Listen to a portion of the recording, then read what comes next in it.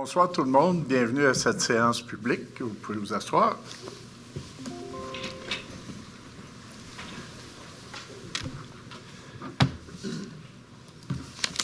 Alors, bienvenue tout le monde. Projet d'ordre du jour, ouverture de la séance et adoption de l'ordre du jour. Madame Valérie propose l'ouverture. Au point 2, approbation du procès-verbal. Il s'agirait d'approuver le procès-verbal de la séance ordinaire du 1er juin 2026. Proposé par M. Brassard. Au point 3, dépôt de documents. Oui, 2 dépôts de documents aujourd'hui, soit le rapport financier de la Ville pour l'exercice terminé le 31 décembre et qui a été audité par Michael Bellemare, CPA du groupe RDL, ainsi qu'un procès-verbal de correction en date du 18 juin afin de corriger une erreur cléricale qui s'était jointe dans le règlement 011-26. On lisait l'article 4 plutôt que l'article 4.1. Proposé par Mme Catherine Côté. Vous savez, le fait que nos rapports financiers, nos finances soient audités, là, sont vérifiés par un CPA, par une firme comptable, ça donne de la sécurité.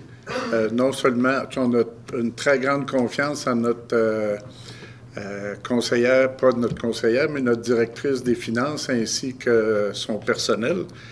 On est très content de travailler avec eux, mais le fait que ce soit vérifié, qui est une obligation, bien, ça amène encore plus une sécurité à tout ça. Fait que ce qui va vous être présenté là, au point 4, administration générale, le rapport du maire sur les faits saillants 2025.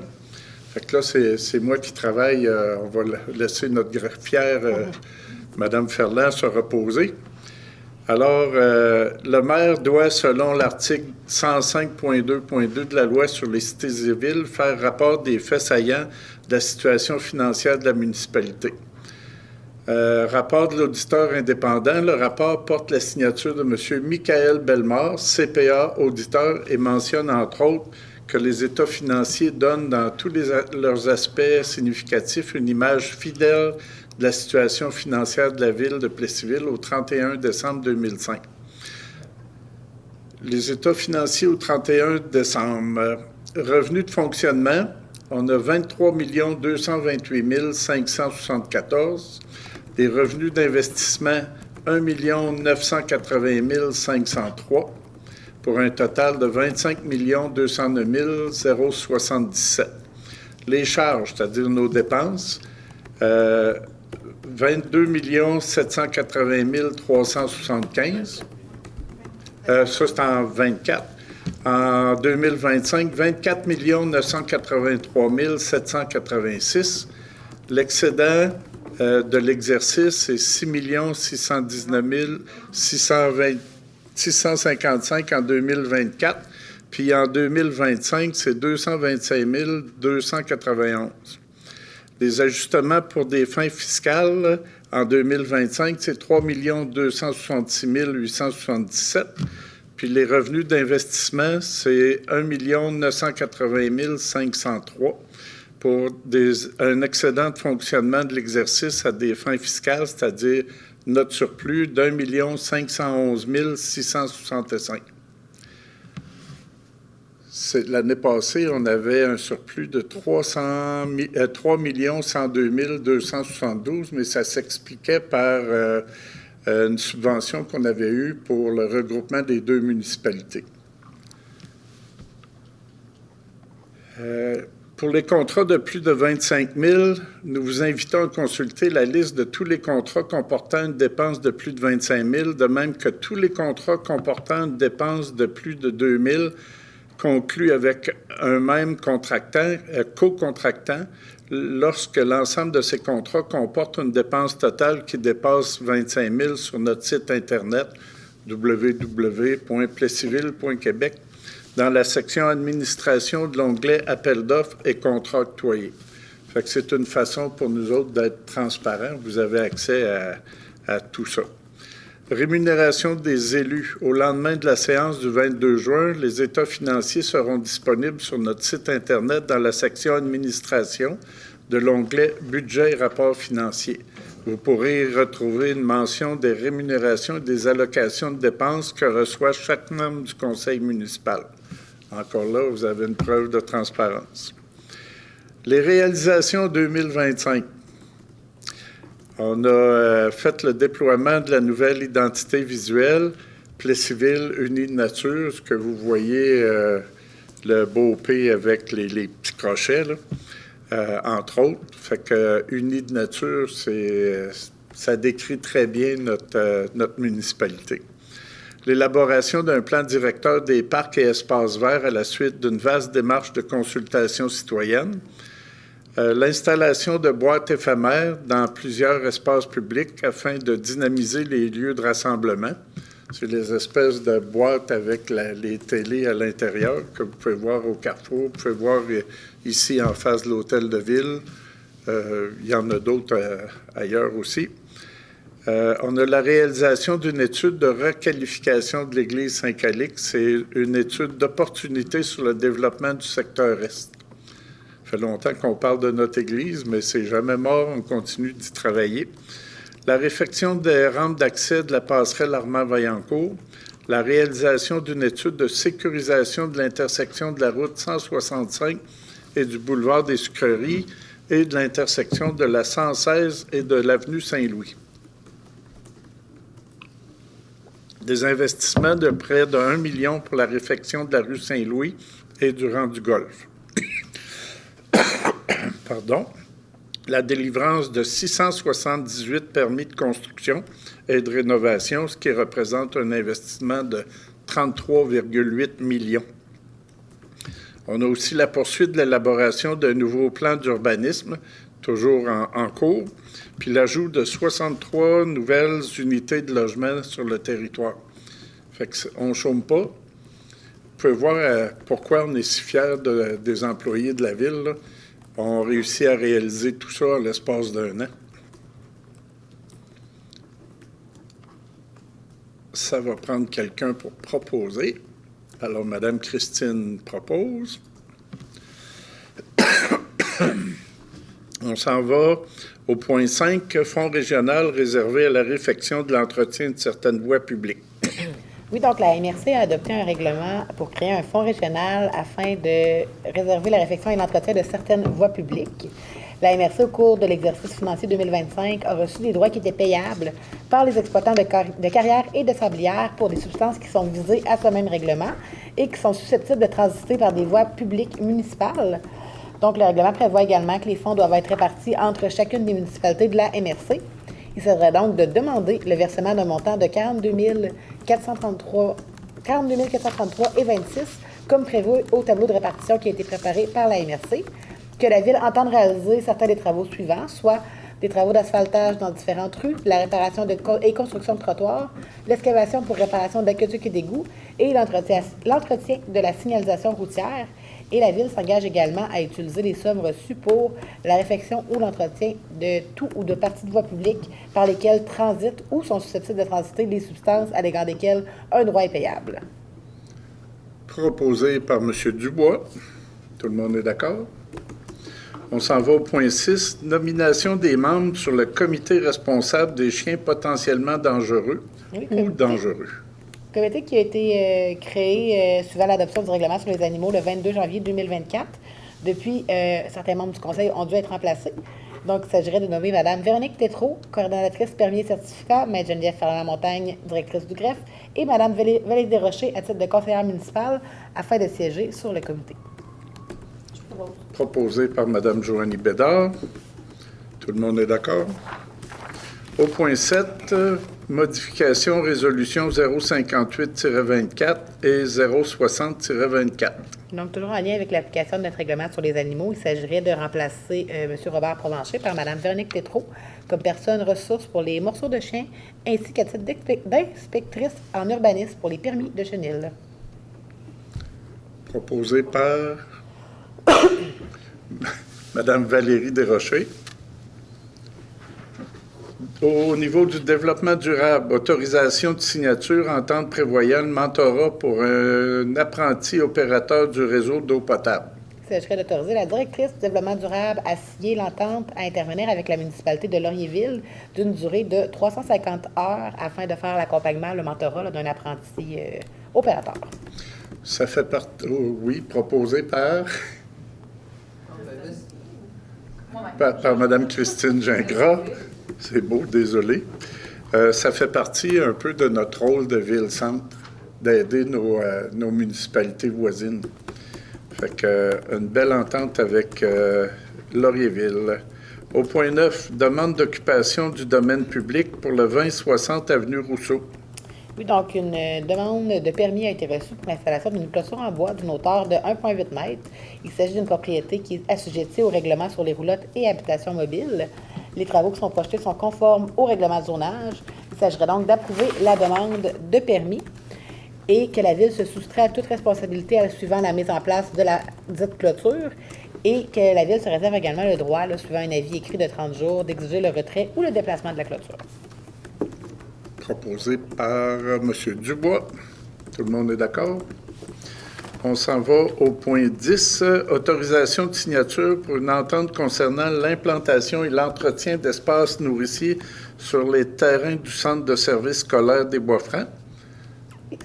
Il s'agit d'autoriser la directrice du développement durable à signer l'entente à intervenir avec le centre de services scolaires qui vise à implanter et entretenir des espaces nourriciers sur les terrains de 5 établissements scolaires sur le territoire. Proposé par Mme Côté. Ça va aider la littératie. Parce qu'il va y avoir des affiches. On a mis dans les écoles primaires, les écoles secondaires, des plans avec pour la production fruitière, entre autres. Si vous passez, je donne tout le temps ça comme exemple parce que c'est une fierté solide pour moi. Devant l'école des métiers, puis le centre d'éducation des adultes, il y a plein d'arbres fruitiers. Puis vous allez y voir bientôt des affiches décrivant les différents arbres, puis tout ça. Puis ça permet aussi de réduire l'insécurité alimentaire. Puis ça fait aussi connecter la partie urbaine avec la partie rurale. Fait que ça, c'est quelque chose qui est important pour nous autres aussi. Là, on est unis de nature les deux côtés. Fait que dans les écoles primaires, c'est des plans plus bas la plupart du temps, comme on a des camerises qui sont prêtes ce temps-ci. Les bleuets s'en viennent. En tout cas, vous allez... Puis c'est ouvert à tous là, pour aller en cueillir. Il n'y a pas de problème. Puis on me dit aussi que les camerises, il faut les ramasser assez vite parce que ça ne dure pas longtemps. Au point 10, c'est fait. On s'en va au point 11, demande d'intervention dans un cours d'eau pour le lot 6 141 120, 6 141 119. Donc, un des objectifs de la MRC de l'érable est de conserver et d'améliorer progressivement la qualité générale des eaux coulant sur son territoire. Et des interventions directes dans les cours d'eau sont également susceptibles d'amplifier le phénomène d'érosion des berges et de sols sur le territoire. Donc, il s'agirait pour la Ville de demander à la MRC de l'érable de prendre en charge l'entretien du cours d'eau Vigneault sur les lots visés dans le titre. Proposé par M. Brassard. Tout le monde est d'accord? On s'en va à la vie citoyenne. Point 12, autorisation de signature, contrat de location. Oui, il s'agirait d'autoriser le coordonnateur à la vie citoyenne et sportive ainsi que la chargée de projet à la vie citoyenne pour signer les contrats de location des plateaux sportifs de l'amphithéâtre Léopold-Boutin ainsi que la location de cases et d'autoriser également la coordonnatrice au développement et au rayonnement ainsi que la chargée de projet à la vie citoyenne pour les contrats de location du carrefour Jean-Louis Vallée, incluant ces salles. Les tarifs de location seront ceux qui sont établis chaque année dans le règlement de tarification. Proposé par Mme Joanie Bédard. Tout le monde est d'accord? On s'en va au point 13, autorisation de signature entente d'échange de services du Biergarten de Lille pour l'été 2026. Il s'agirait d'autoriser la directrice de la vie citoyenne à signer l'entente d'échange de services à intervenir avec la microbrasserie de Jackalope pour le Biergarten de Lille pour la saison de l'été 2026. Proposé par Mme Desrochers. On s'en va au niveau des ressources humaines, au point 14, embauche trésorier adjoint. Oui, il s'agirait d'embaucher M. Mathieu Turgeon-Dubois au poste de trésorier adjoint à compter du 30 juin 2026. Proposé par M. Jonathan Dubois. Tout le monde est d'accord? Alors, bienvenue, M. Turgeon, dans notre si belle équipe à la Ville. Je suis certain qu'il va trouver son bonheur ici. On s'en va au point 15, nomination d'un cadre conseil. Il s'agirait de nommer Mme Joanne Dubois au poste de cadre conseil à compter du 30 juin 2026. On rappelle que Mme Dubois était déjà à l'emploi de la Ville. C'est juste une nomination à un titre de cadre conseil. Proposé par Mme Catherine Côté. Tout le monde est d'accord? Au niveau du greffe maintenant, avis de motion modifiant diverses dispositions réglementaires en matière d'urbanisme. Oui, il s'agit d'un avis de motion pour modifier différents règlements. Donc, le premier est le règlement de zonage de l'ancien territoire de la Ville. Les modifications visent à préciser que les perrons, balcons, galeries et escaliers extérieurs d'une habitation jumelée située en cour avant peuvent être mitoyens et on retire également l'obligation d'avoir une distance minimale de 1 mètre entre ces constructions. On abroge plusieurs sous-articles qui sont relatifs aux dispositions applicables aux rives, au littoral et aux plaines inondables, à l'exception des articles découlant du schéma d'aménagement révisé de la MRC de l'érable et qui sont plus sévères. On réduit la distance minimale d'implantation des cafés-terrasses qui servent uniquement des repas à 6 mètres d'une zone résidentielle plutôt que le 18 mètres actuellement prévu. On modifie les grilles des usages et des normes pour les zones à dominance industrielle afin d'augmenter le pourcentage de coefficient d'emprise au sol à 65 plutôt que le 60 actuellement prévu. Et on modifie la grille des usages et des normes pour la zone à dominance commerciale 153 afin d'augmenter le nombre de logements prévus à 20 plutôt que le 8 actuellement prévu. Pour ce qui est du règlement de zonage de l'ancien territoire de la paroisse, on abroge différents articles sur la garde d'animaux de compagnie, les poules et les nombres de chiens permis afin d'assurer une conformité avec notre règlement sur les animaux. On abroge également la même chose, plusieurs articles qui sont applicables aux rives littorales, plaines inondables, à l'exception de ceux prévus plus sévères par le schéma d'aménagement révisé de la MRC. On modifie la grille des spécifications pour la dominance commerciale 2 pour permettre des usages de services publics et des usages de parcs. Et on modifie le plan de zonage pour refléter les zones qui ont été délimitées dans le cadre du projet du faubourg Alphonse-Jeanne. On modifie également le règlement sur la démolition ainsi que le règlement sur l'occupation, l'entretien et la salubrité des bâtiments afin de revoir la définition d'immeuble patrimonial. J'aurais besoin, dans un premier temps, de quelqu'un qui donne l'avis de motion. Madame Desrochers donne l'avis de motion. On s'en va au point 17, adoption du premier projet de règlement modifiant diverses dispositions réglementaires en matière d'urbanisme. Donc, il s'agit exactement du règlement pour lequel on vient de donner un avis de motion. Comme c'est un règlement d'urbanisme, j'ai besoin d'un proposeur pour donner le premier projet dans un second temps. Madame Christine Gingras propose. Tout le monde est d'accord? On s'en va au point 18, avis de motion relatif au programme d'aide financière pour remplacer le couvert forestier compte tenu de la propagation de l'agril du frêne. Donc, il s'agit de remettre à jour ce programme-là qui vise à octroyer une aide financière maximale de 1 000 $ par propriétaire pour un abattage de frêne jusqu'au 31 décembre 2029. Proposé par Mme Catherine Côté. Au point 19, avis de motion, modification du règlement 029-24 relatif au programme d'aide financière pour la plantation d'arbres. Oui, donc les modifications visent à l'article 2, mettre à jour les officiers qui sont responsables de l'application du règlement afin d'élargir le nombre de fonctionnaires pouvant appliquer cette aide financière et également élargir les essences d'arbres admissibles au programme. J'ai besoin de quelqu'un qui donne l'avis de motion et qui dépose le projet de règlement. Donne l'avis de motion. Proposé. Madame Joanie donne l'avis de motion. Merci. On s'en va après ça au point 20. Avis de motion modifiant le règlement 024-25 relatif à la circulation des véhicules lourds et des véhicules outils afin de permettre l'accès sur une partie de la route Kelly entre les routes 116 et 267. Donc, le titre du tout, c'est une modification réglementaire pour permettre un tronçon là, sur la route Kelly. J'ai besoin de quelqu'un qui donne l'avis de motion et dépose le règlement. Qui donne l'avis de motion? Monsieur Brassard donne l'avis de motion. On s'en va au point 21. Avis de motion modifiant le règlement 005-26 relatif à la vitesse. Oui, donc souvent, l'adoption de ce règlement-là, il a été constaté que la limite de vitesse maximale sur la rue Saint-Calix entre la route 116 et l'avenue Foran devrait être à 60 km/h plutôt que le 40 km/h prévu et que la vitesse sur le rang 7 devrait être fixée à 60 km/h plutôt que le 70 prévu. Madame Catherine Côté donne l'avis de motion. Point 22.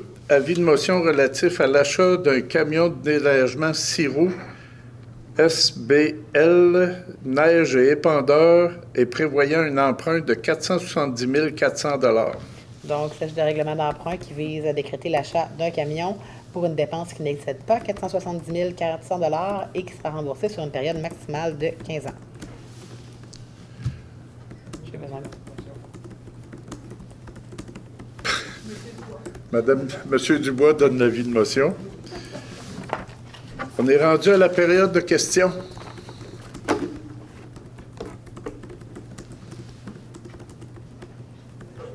Merci, Richard. Mais je te le dis tout de suite, je vais bien. Voyons, point 6, que vous avez comité responsable des chiens potentiellement dangereux. Je me demandais, quand ils n'ont pas trop d'ouvrage, s'ils ne prendraient pas les chats traîneux. Je n'exige pas de réponse ce soir. Portez la réflexion entre vous. Mais c'est toujours pas réglé, Richard, vos problèmes de chat? Pas tout à fait. OK. Pas du tout. OK. Mais je te pose pas de plainte. Non, c'est... C'est une suggestion de travail. C'est correct. Fait qu'on va en parler à Mme Desrochers. Mais avez-vous un chat dangereux, Richard? Quand je m'approche de l'autre, non, ils sont plus dangereux. OK. Merci quand beaucoup. Je réussis à les approcher. Fait que ceci me fait à notre rencontre. Encore qu'ils deviendraient dangereux, j'aimerais mieux les éliminer avant. OK. C'est pas moi-même. Merci beaucoup, Richard. Fait que merci tout le monde d'être présent. C'est le fun de vous voir. Puis j'en profite là, pour vous inviter au Biergarten de Lille qu'on a les jeudis, vendredis et samedis. J'ai tellement hâte d'y aller. Là. S'il peut arrêter de mouiller, ça va faire du bien. Fait que vous êtes tous les bienvenus. Puis il ne faut pas oublier aussi notre festival le 17 juillet, le Flow, le festival l'Odyssée. Fait que on vous attend en grand nombre. Fait que merci tout le monde. Levé de la séance. Oui, levée de la séance. J'ai juste besoin de savoir l'heure. Monsieur Dubois propose la levée de la séance. Et il est 20h22h30.